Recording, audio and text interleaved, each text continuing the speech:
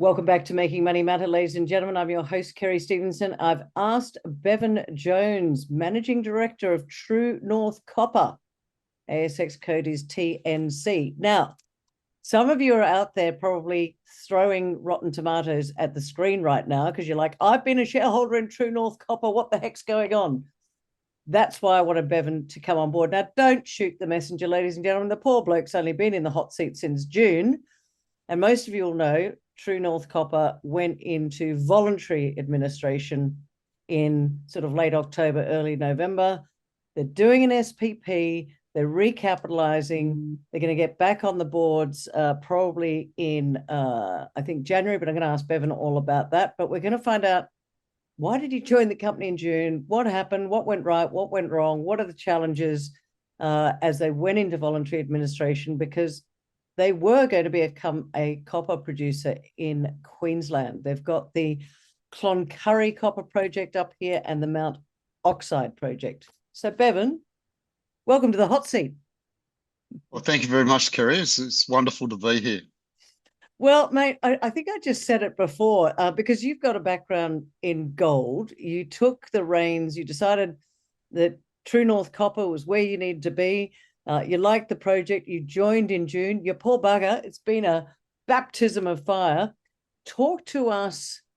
You joined in June, went into voluntary administration. Help our audience understand what happened in that time, because I'm speaking to you in December of 2024. I mean, they were raising money at a decent whack not that long ago. So talk to us about the background, and then let's then talk about where that shareholder value will come. Yes, okay. So look, it's been an interesting journey since I joined, Kerry.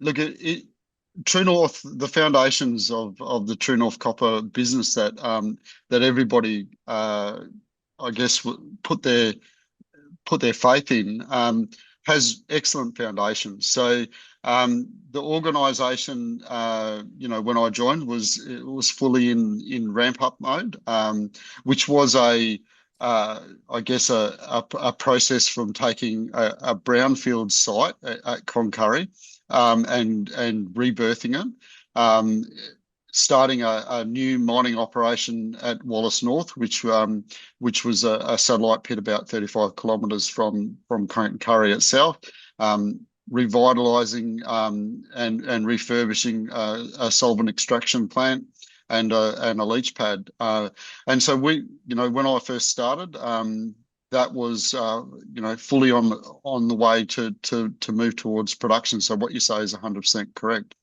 So the situation changed through that period. Our working capital was no longer available to us. The financiers that helped fund our operation, Nebari, decided not to allow a second tranche of our loan to be drawn down, and it put the board into a situation where it was unable to continue to fund the ramp up, and so we went into voluntary administration. So it was purely, you had the funds there. It was in a two tranche, and the second tranche gets pulled. Were you given a reason for that? Because surely they would have done their DD due diligence on the way in, and to change their mind, did something fundamentally change with the project for them to just pull the funds? Now, the actual project continues to be exactly the same as always but purported to be, a 4.6-year mine life, centred around the operations at Cloncurry, using the existing facilities, the heap leach and the SX, as well as a strategic agreement with Glencore to process the sulfide ore. All of those things remain the same. One thing that did happen during that time was our market capitalisation dropped below what they considered to be the minimum threshold, and they used that as a reason to say that we're unable to draw down on tranche 2. That's the get out of jail free card. So clearly that wasn't on the cards when you first joined the company. Big challenge for you, Bevan. So talk to us, if you like, what your plans are now, because as I said, I'm talking to you in December of 2024. There's an SPP that's open it opens on the 4th of December, which is tomorrow, day after. Talk to us about what you're going to do, how that works, and what the recapitalisation is going to look like, because shareholders, current shareholders or potential people, obviously, ladies and gentlemen, if you're not a shareholder in True North Copper, you cannot participate in the SPP. But when they get back on the board, you can. So what I want to find out from Bevan today is, where's the value, and is the company in good hands with Bevan at the helm? Yeah, so look, I guess one of the things that this pause in operations has done is given us the opportunity to rethink the strategic plan for True North Copper, and and the direction from that going forward was, one, we had to clear the deck off the table because there was, we were forced down one set of one pathway. And that is just to recommence work on our relatively small scale starter pit plan, the 4.6 years. And what has really given us the opportunity to step back and say, okay, well, now that you don't have to do that, what is the best option? Right. And one of the things that's always been a really attractive element of True North Copper is our Mt Oxide asset. Oh. So Mt Oxide is our asset package, which are near Capricorn Copper, Metals 29 operation, which is, quite a distance from Concurry, so quite separate areas of operation. And that is it's a brownfield site. It was mined in the 80s, but now it's completely it's part of the Queensland Abandoned Mines program. So that was purchased by True North Copper last year.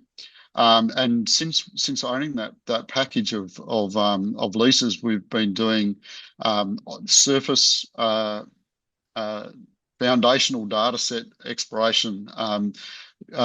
Just good old fashioned boots on the ground,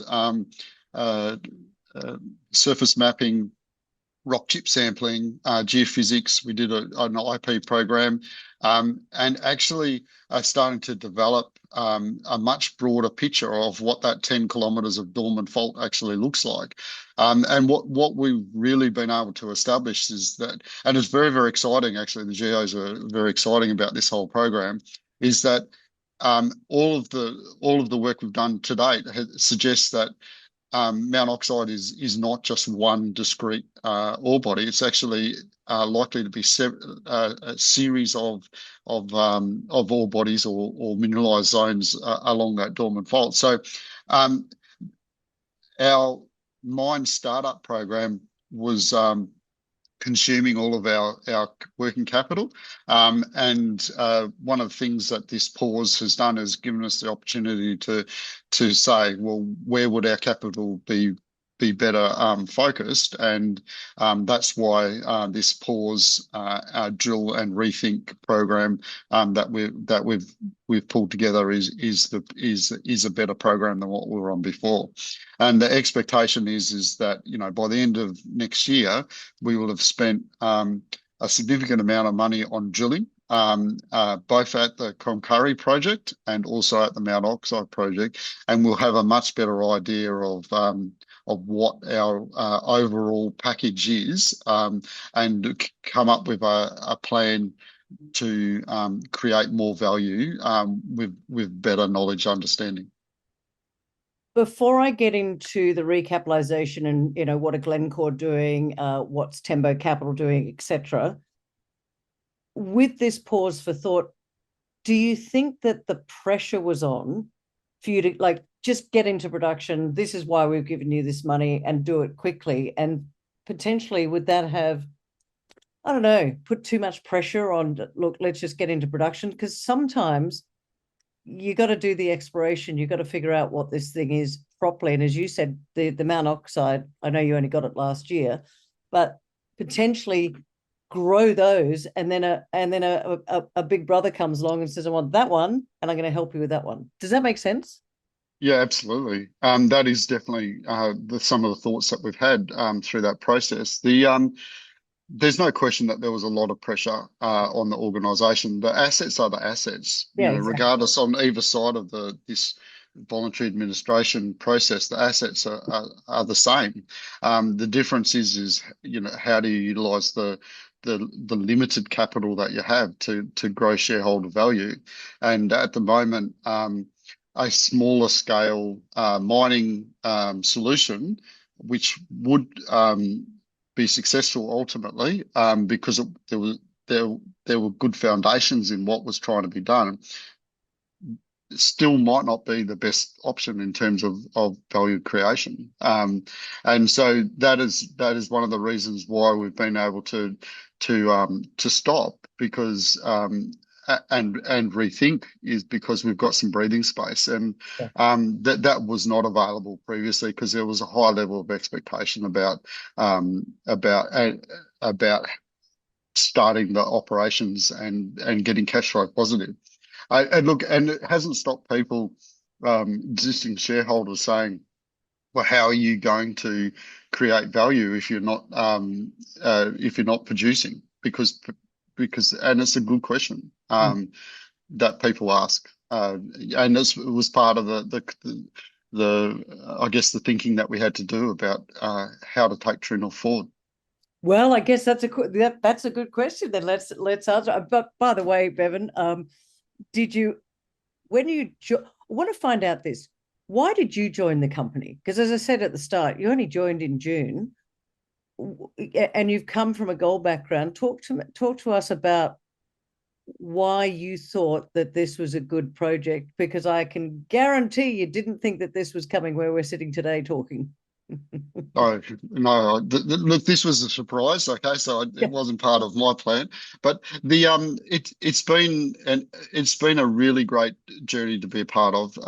And you, the reason why I joined True North in the first place was when I was approached by the board to take this role. First of all, I was really impressed by the level of commitment of the board, and in particular the major shareholder Tembo, Mhm. and their level of commitment was really important to the success of the organisation, because as the major shareholder, um, and but more importantly, when I looked at copper, uh, and part of that critical minerals portfolio, being part of growing an organisation that is centred around copper, centred around northwest Queensland. It's a wonderful part of the world, and to be in amongst all of the world class assets and world class organisations that make up the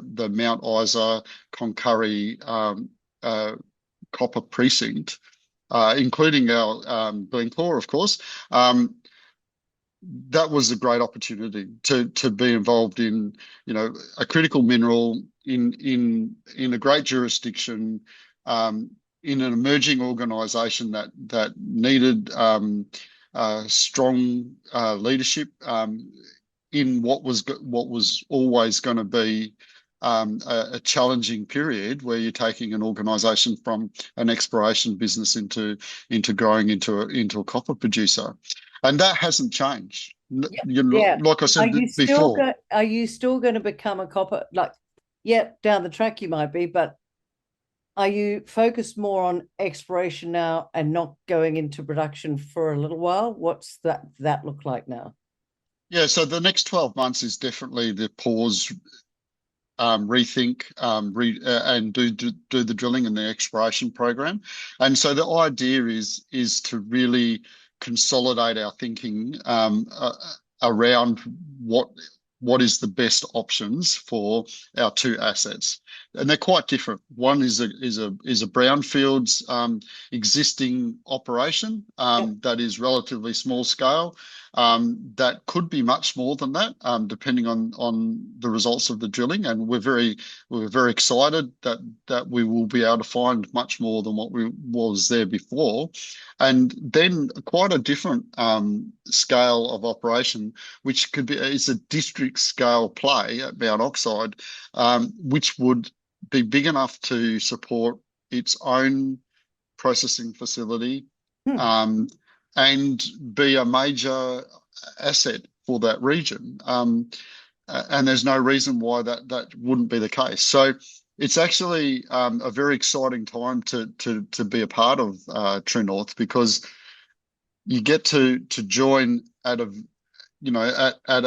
very whilst it's at a low base. We've been able to raise $50 million, but there's a lot of really positive sentiment in the market. We've been able to remove our debt and come up with a plan that is focusing on increasing our value by doing the exploration that everybody always thought we should be doing. And so it wasn't available previously because of the circumstances. The situation's changed, and we're going to take advantage of that. Okay, yeah. So a lot of pressure before. We've given you X, like I think it was 42 mil. We're going to give you 40 mil. Get into production, do it fast, so you don't even have time to think. It's like the pressure's there. That's now taken off you. Nebari have gone away. If you can tell us about the new capitalization, the 50 mil, Tembo Capital, Glencore, just outline that for us, because you know what, Bevan, it doesn't matter which way you look at it, there are some shareholders out there that, as I said at the beginning, are throwing rotten tomatoes going, hang on a minute, recapitalisation at 0.005, I'm pissed. Yeah, and I can understand that. Look, I was a shareholder under the previous, and so look, I've had conversations with my wife where she's asked me the same questions. So, look, I bet those were interesting conversations. Yeah, that's right. Yeah, and my daughter who bought shares as well, she's also asked me that question as well. So, the reality is that our shareholders have been, many of them have followed their money into the recapitalisation. So, Tembo, who have been a staunch supporter of TNC through this process, have worked very, very hard through the voluntary administration process, the dealings with our financiers, and out the other end, working with the JLMs to come up with a plan, as well as with Quarterment for the administrators, to actually to pull together some more funding to make sure that True North still has a future. And it is really humbling and gratifying to see the number of people that actually were willing to participate and reinvest their money. Tembo in particular, Regal Capital is another one. Okay. And what made me was very pleasing to see was Glencore joining in and taking up their 9.9% shareholding. I'd spent a lot of time working with the Glencore team over during my tenure with respect to our offtake and milling agreements with them. And as soon as we started this process of finding people to be part of the recapitalisation, they joined that group of people that were supporting TNC, and have really strengthened, I guess, the group of people that's supporting us and help us find enough money to settle our debts with Nebari and continue on. Yeah, I bet Nebari aren't getting any Christmas cards this year. So this recap, Tembo Capital, what percentage will they have? They'll retain a very similar amount to what they were before. It's about 28-29%. 28-29, and Regal? I'm not exactly sure on their final number. And Glencore about 9.9. Okay, so that's correct. Yep. With that share price, and I've said this before, but I have to be real for our community out there. With that share price that's been declining since mid 2023, what I want to understand for my audience out there, because I do want it to be real for them, is what makes this share purchase plan, the SPP, which is opening on the 4th of December, why is that an appealing opportunity for existing shareholders? That's where I want to get to the crux of this. Why should they still be confident of a good outcome? It's been a bumpy ride, Bevan. Yes, it certainly has. I think that one of the most important things about this is that the assets and the value of those assets has not changed. Okay, so this process has not made any change to what are great assets in a great region within 1,500 square kilometres of lease packages in one of the most prospective places in the world for copper. So if copper is something that you're interested in, TNC is a 100% Australian copper focused organisation. Its assets are very strong, always have been. What Going forward, though, what we're going to do is continue to grow those assets and build a portfolio that's even stronger again, and then chart a course forward, which will create a huge amount of value. So if I'd brought this to you without the knowledge of what had previously happened, people would say, this is a great value opportunity to be involved at this point. I guess what does that mean for existing shareholders? Well, I think that everybody gets to make their own call, of course, because that's the nature of how things work. But I'd ask people to have a think about what does the future look like, and not allow the past to preclude them from making what would normally have been, a no-brainer type decision. Is just, that's a great option to be involved in that portfolio of assets in that jurisdiction under those circumstances. So, look, I don't think that the underlying strength of True North Copper has changed. So I guess in a way, what you've done is that loan facility's gone. You've paid out that loan facility. See you later. You've got some strong shareholder backing now. An SPP will open 4th of December. When are you going to get back on the boards, do you think?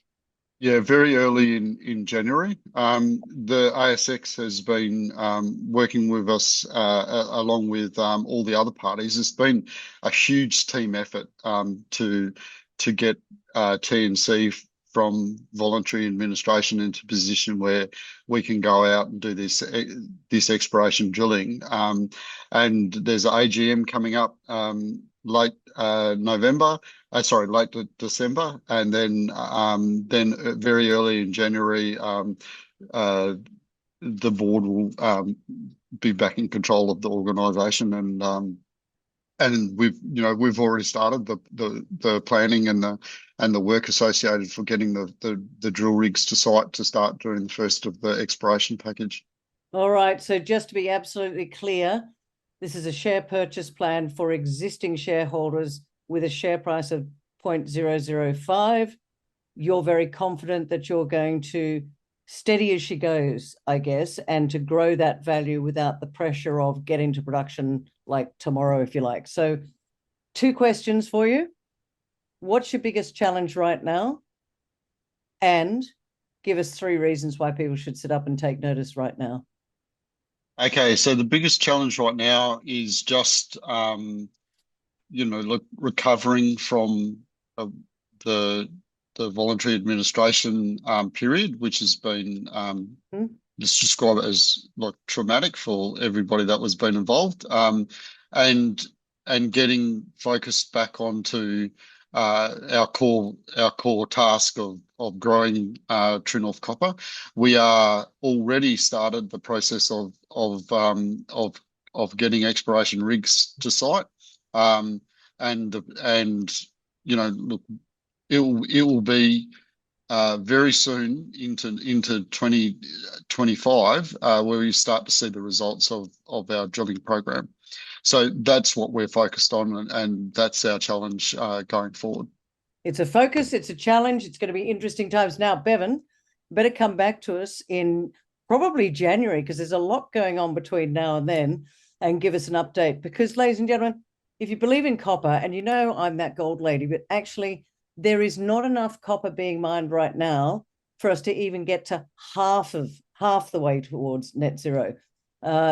Globally, we need to find a lot more copper. We need to mine a lot more copper. It is, I think, going to be one of the commodities to absolutely watch as we head towards 2030.